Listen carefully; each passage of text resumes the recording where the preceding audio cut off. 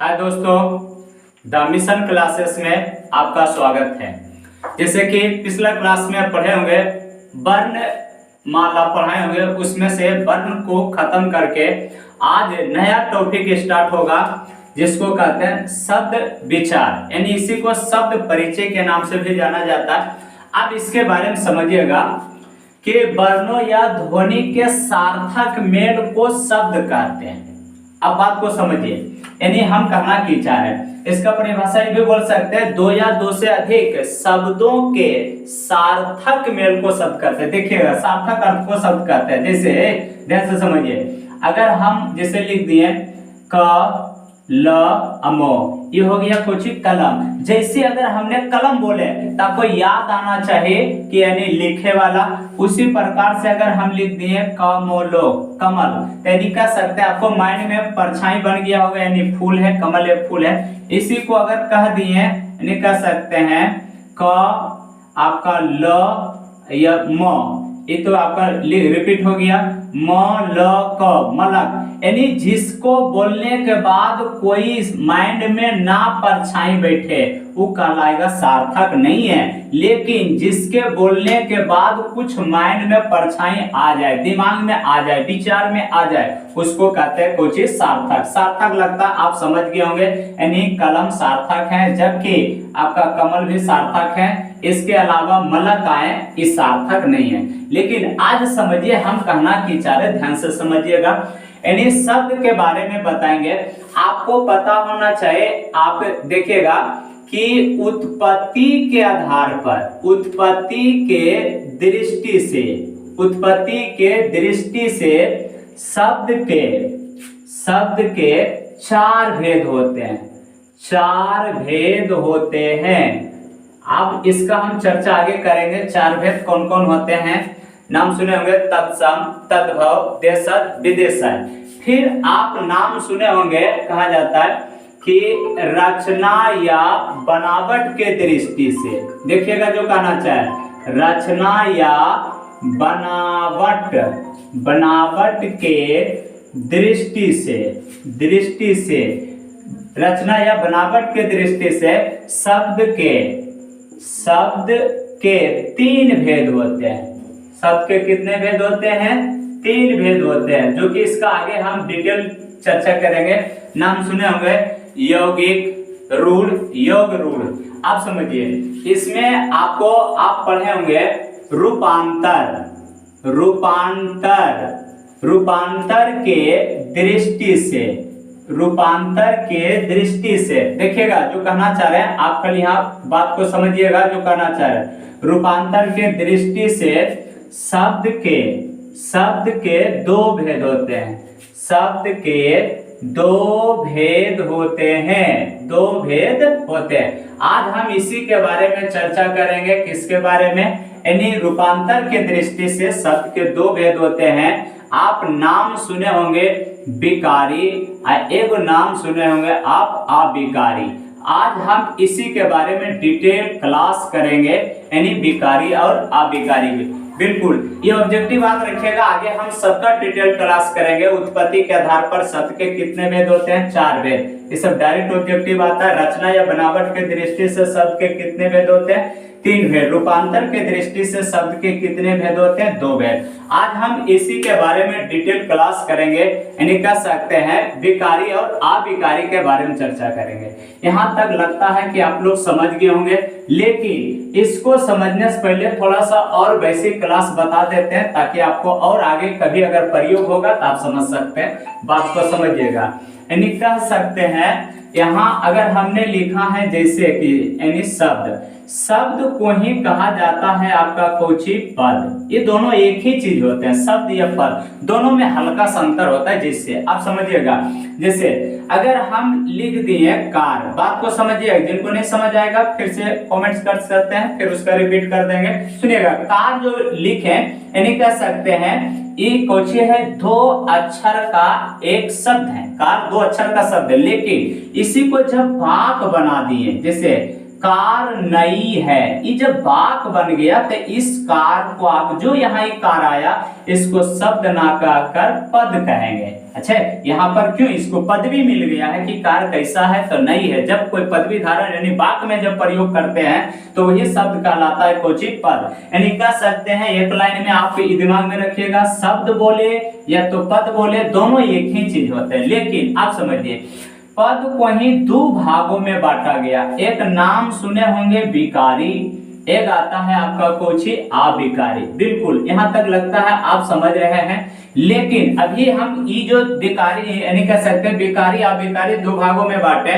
आपका यही आपको इसमें अभी जो बताए होंगे इससे पहले रूपांतरण के दृष्टि से शब्द के दो भेद होते हैं। यही रूपांतरण के दृष्टि से ही दो भागों में इसको बांटे हैं। लेकिन आप समझिए आपको पता होना चाहिए विकारी किसको कहेंगे, अविकारी किसको कहते हैं। अब ध्यान से समझिए, वैसे शब्द जो कि कहा जाता है कि लिंग वचन या कारक, लिंग वचन या कारक के प्रभाव पड़ने से परिवर्तन हो जाए।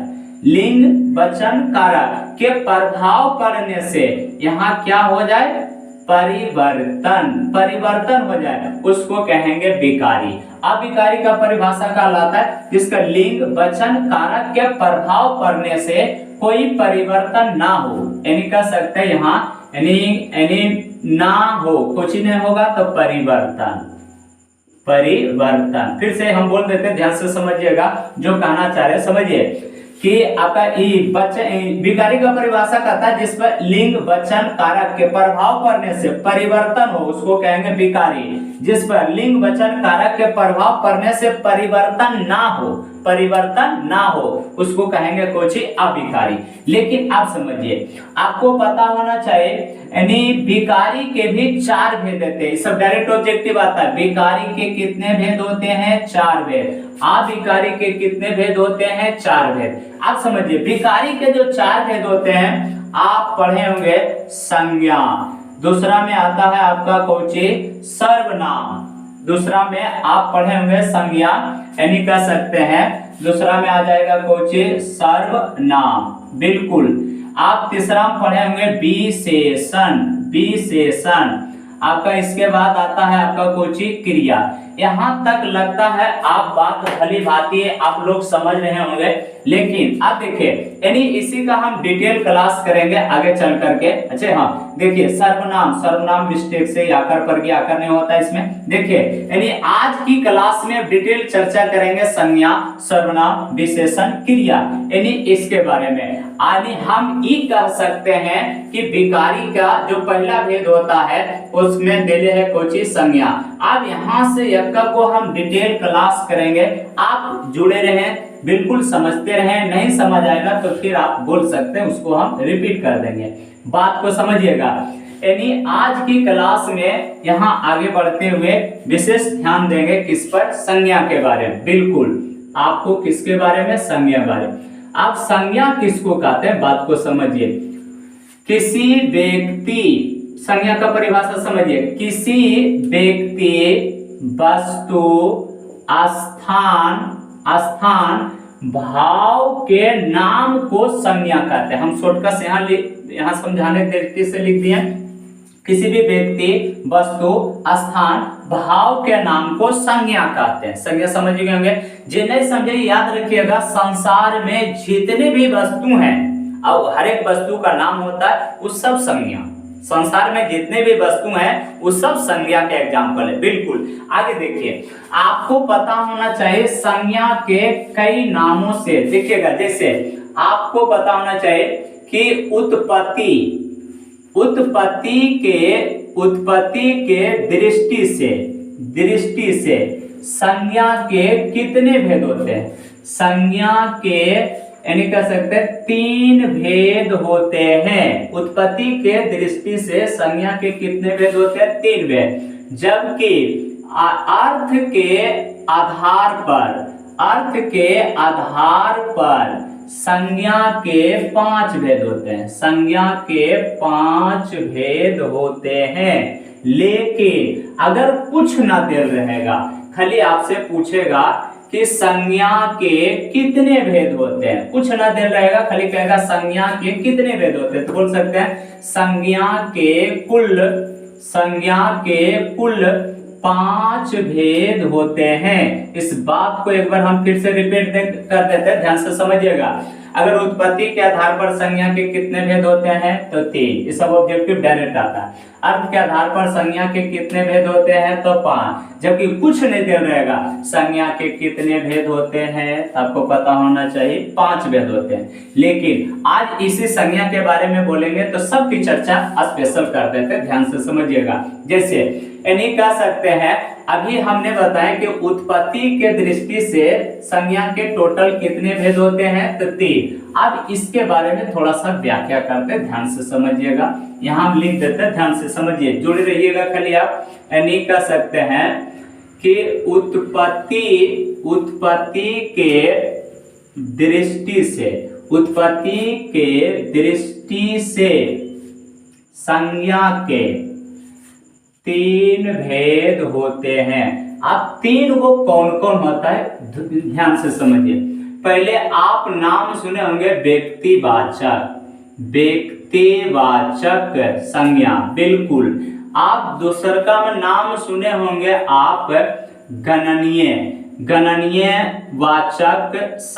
गणनीयवाचक संज्ञा। तीसरा में नाम सुने होंगे अगणनीय वाचक संज्ञा। यानी हम कहना कि चाहे ध्यान से समझिए, उत्पत्ति के दृष्टि से संज्ञा के 3 भेद होते हैं। हम लिख दिए व्यक्तिवाचक संज्ञा, गणनीयवाचक संज्ञा, अगणनीयवाचक। आपको पता होना चाहिए व्यक्तिवाचक संज्ञा किसको कहते हैं, जो किसी खास वस्तु, खास स्थान का बोध कराता हो, कोई पर्सनल का बोध कराता हो, उसको कहते हैं व्यक्तिवाचक संज्ञा। जैसे अगर मनुष्य की ही चर्चा किया जाए तो राम एक व्यक्ति का नाम है, कहलाएगा व्यक्तिवाचक। अगर कोई शहर का ही नाम लिख देते हैं, जैसे पटना एक शहर है तो पर्सनल है, व्यक्तिगत है, इसलिए व्यक्तिवाचक। हम व्यक्तिवाचक आगे डिटेल चर्चा करेंगे, क्योंकि 5 भेद में भी उधर भी आता है, इसलिए अभी तक इसमें अपने एग्जाम्पल। आगे गणनीय किसको कहेंगे, जिसको गणना संभव हो उसको कहेंगे गणनीय। अगणनीय किसको कहेंगे, जिसको गणना संभव ना हो उसको कहेंगे अगणनीय। हालांकि इस तीनों का प्रयोग अंग्रेजी में होता है, प्रॉपर नाउन इसको कहते हैं, काउंटेबल नाउन, अनकाउंटेबल नाउन, अंग्रेजी में इसका प्रयोग होता है, लेकिन जबकि ये दोनों का प्रयोग हिंदी में नहीं होता। लेकिन समझा देते हैं, देखिए जैसे सेना को गणना संभव है, इसीलिए सेना कह सकते हैं गणनीय। जिसे मेला में कितना आदमी है इसको भी गणना संभव है, अच्छा, इसलिए इसको कहेंगे कोची गणनीय। आप इसमें जैसे में आप नाम सुने होंगे तेल को गणना संभव नहीं है, जैसे कह सकते हैं घी को गणना संभव नहीं है। जैसे पानी को गणना संभव नहीं है, जिसको गणना संभव नहीं है ये कहलाएगा कोची अगणनीय। यहाँ तक लगता है कि उत्पत्ति के आधार पर जो हम 3 भेद बोले, यहाँ तक आप स्पष्ट रूप से समझ गए होंगे। बिल्कुल आप बात को समझिए। आप जो बोलेंगे अर्थ के आधार पर, ध्यान से समझिएगा, ई वाला अक्सर आता है 10 में, 12 में, प्लस जनरल कंपटीशन में किसी में भी अगर हिंदी पूछा जाता है तो वहां आता है। जैसे आपको पता होना चाहिए, आप यहां से बिल्कुल आप समझिएगा, अर्थ के आधार पर संज्ञा के 5 भेद होते हैं, 5 भेद होते हैं। आप यहां से बचाइएगा, क्योंकि यहां से बहुत सारे एग्जाम में आते हैं। देखिएगा जो कहना चाह रहे, पहला आप नाम सुने होंगे व्यक्तिवाचक संज्ञा। दूसरा में जातिवाचक संज्ञा। तीसरा में आप नाम सुने होंगे भाववाचक संज्ञा। चौथा पर आइए, चौथा कह सकते हैं आप इसको, आपका कुछ समूहवाचक संज्ञा, यानी कह सकते हैं आप। पांचवा आइए, पांचवा में कह सकते हैं इसको, आपको आता है कुछ द्रववाचक संज्ञा। देखिएगा आपका कुछ नहीं दे रहेगा, फिर से एक बार बोल देते हैं, देखिए आप ध्यान से समझिएगा कि संज्ञा के टोटल कितने भेद होते हैं, तो 5। लेकिन कहेगा अर्थ के आधार पर संज्ञा के कितने भेद होते हैं, तो 5। लेकिन उत्पत्ति के दृष्टि से या उत्पत्ति के आधार पर संज्ञा के कितने भेद होते हैं, तो 3। लेकिन हम अभी बताना की जा रहे हैं अर्थ के आधार पर। आप इसको बचाइए, हर हालत में बचाना है, क्योंकि 10 में और 12 में अवश्य आता है यहाँ से क्वेश्चन, समझिएगा। जिनको नहीं समझ आएगा यहाँ ध्यान दीजिए, अवश्य समझ आएगा। क्यों नहीं समझ आएगा आप समझिए। यानी व्यक्तिवाचक संज्ञा का परिभाषा कहलाता है जो किसी खास व्यक्ति, खास वस्तु, खास स्थान, पर्सनल होना चाहिए, पर्सनल का बोध कराएगा तो उसका कहलाएगा कुछ ही व्यक्तिवाचक संज्ञा। व्यक्तिवाचक संज्ञा जैसे अगर हम यहाँ लिख दिए जैसे लखन, आपको पता होना चाहिए लखन कोई लड़का के नाम होता है, पर्सनल, बिल्कुल। अगर यहाँ हम लिख दिए चेन्नई, चेन्नई कोई शहर का नाम है इसलिए पर्सनल है आपका। जैसे आपको अगर हम बोल दिए रक्षाबंधन, रक्षाबंधन, चलिए ये जैसे में बोल सकते हैं कुछ ही पृथ्वी, ये सभी व्यक्तिवाचक के उदाहरण हैं। आगे देखिएगा, अब और आगे स्पष्ट होगा। जातिवाचक संज्ञा का परिभाषा कहलाता है जो पूरी जाति भर का बोध करावे, उसको वो कहेंगे जातिवाचक संज्ञा। फिर से समझ लीजिएगा, जो पूरी जाति भर का बोध करावे उसको कहेंगे जातिवाचक संज्ञा। जैसे में अब देखिए, अगर हम लिख दिए जैसे में मनुष्य, अब बात को समझिए, जैसे लिख दिए मनुष्य या तो लिख दिए शहर, शहर या तो कह सकते हैं पर्वत, या तो कह सकते हैं आप कुछ ही पर्व भी बोल सकते हैं, यहाँ ग्रह भी बोल सकते हैं। देखिए आप जो कहना चाह रहे हैं यहां से समझिए बात को, दोनों को मिक्सिंग करके समझाते हैं। जैसे समझिएगा, इसमें बताया जातिवाचक संज्ञा में जो जाति भर का बोध कराता, पूरा जाति के। जैसे अगर मनुष्य लिखें, मनुष्य में देखिएगा मनुष्य कई जाति का बोध कराता है, जिसमें लड़का, लड़की, अच्छा हाँ, यानी महिला, पुरुष, बच्चे, बुजुर्ग, और हर एक लड़का का अलग अलग नाम होता है। तो खाली मनुष्य बोल दिए तो सब पूरा जाति का बोध कराएगा, इसीलिए कहलाएगा कुछ जातिवाचक संज्ञा। अब मनुष्य में कोई पर्सनल किसी का नाम ले लिए, लखन, राम, श्याम, मोहन, कुछ भी रहे तो कहलाएगा कुछ आपका व्यक्तिवाचक संज्ञा, बिल्कुल।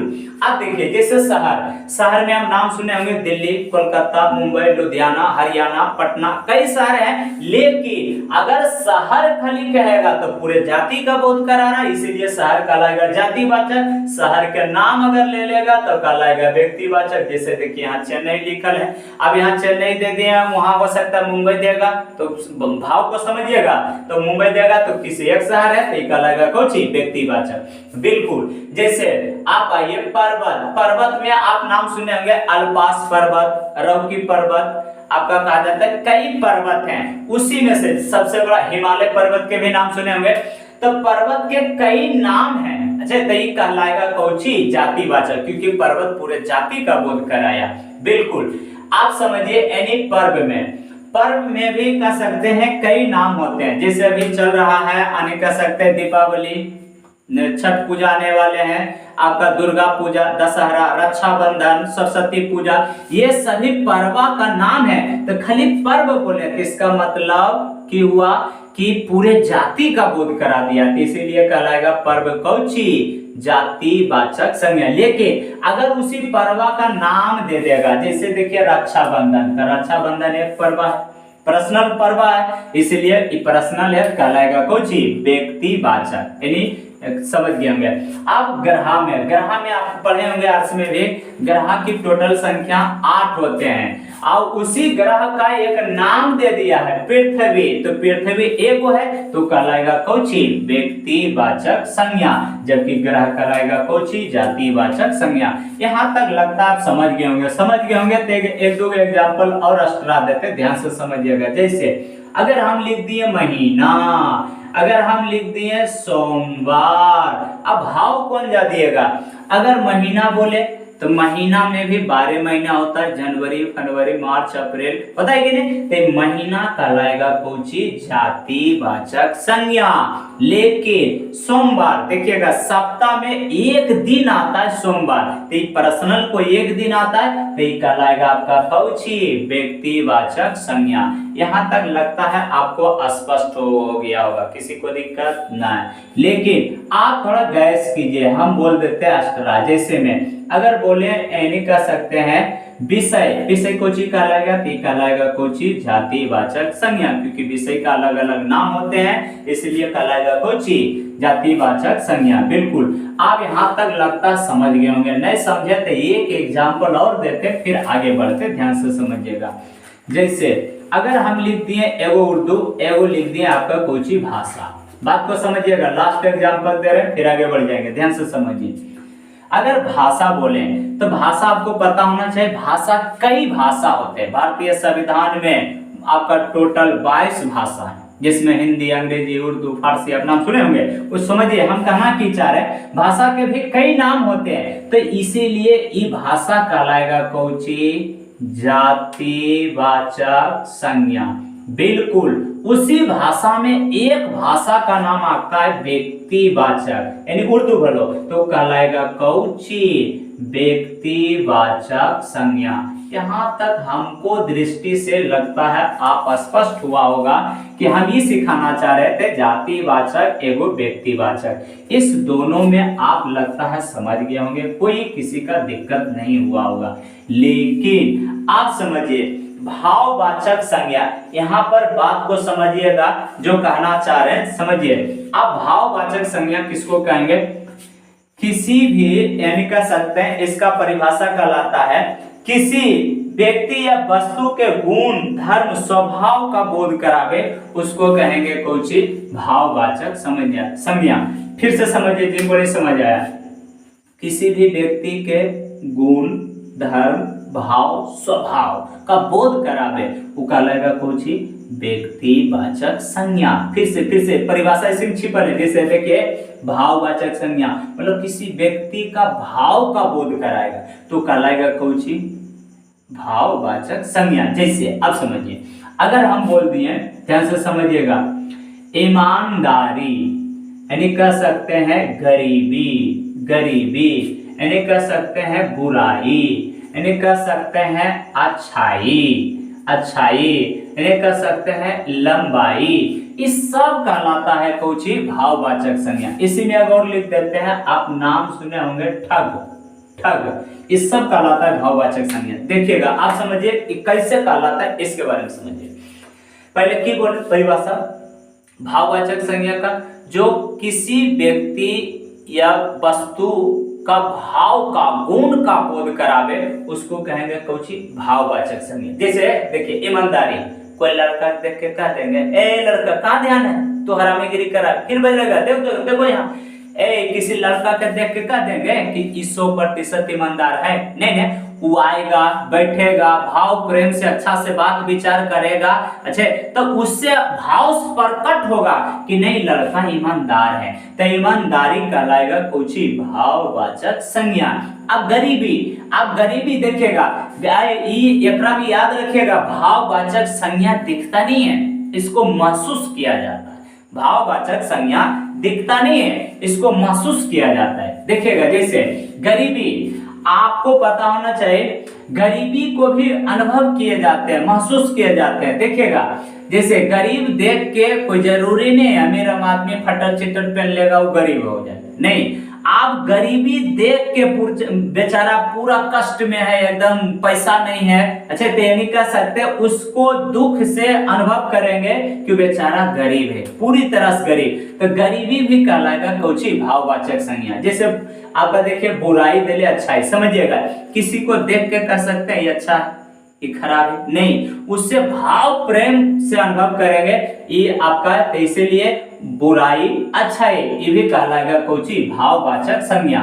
इसी में आप नाम, अभी इसको हम बताते हैं लंबाई किसे कहेगा, बहुत सारे विद्यार्थी बोलते होंगे आपका लंबाई तो कहलाता है आपका, ये तो फिक्स है, तो हमको दिखता है। देखिए जैसे आप एक एग्जांपल देके बताते हैं, लंबाई के बारे में अगर नहीं समझते हैं तो देखिएगा जो कहना चाह रहे हैं।